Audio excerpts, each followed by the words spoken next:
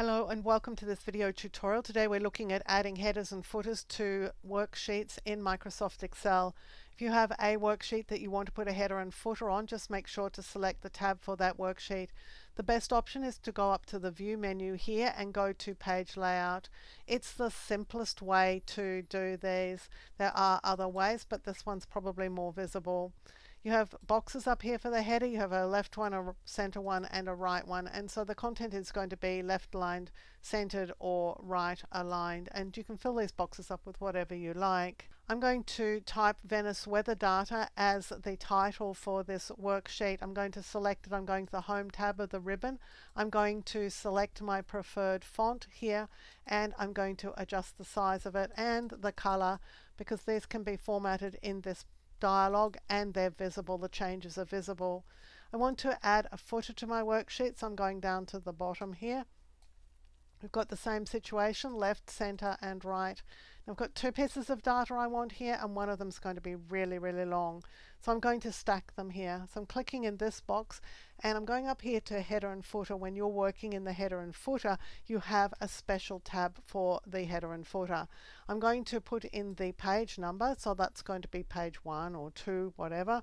I'm going to type a space, a forward slash, another space, and then I'm going to put the number of pages. So this is going to read 1/2, 2/2, for example. So they can be consecutively numbered if I have multiple pages on this worksheet, or if, as in a minute, I'm going to print multiple sheets.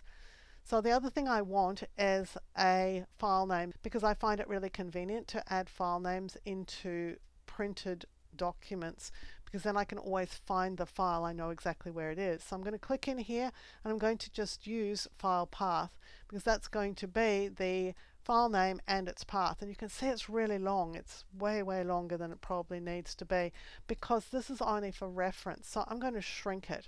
I'm going to select over it and go back to the Home tab of the ribbon, and I'm going to reduce its size. Right now I can't reduce it beyond 8, but I could type in a number in here. So I'm going to make it a 6-point font. It's tiny, but you know what? If I needed to work out where that file was, I would be able to read it. And I've got my page number at the regular size because I didn't have that selected when I chose that smaller font size.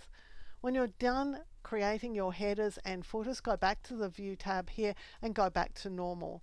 Now you're not going to see that on the screen because this is the sort of work view, and the header and footer are only needed in print view. But to see them, you'll choose File and then Print.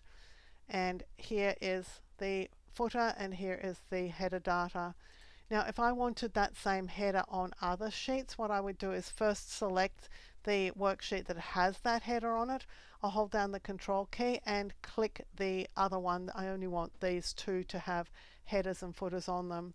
And what I'll do now is go back into Page Layout, and I'll just click in the header or the footer. It doesn't matter where I click, it doesn't matter what I click, and I'll just go back to normal view.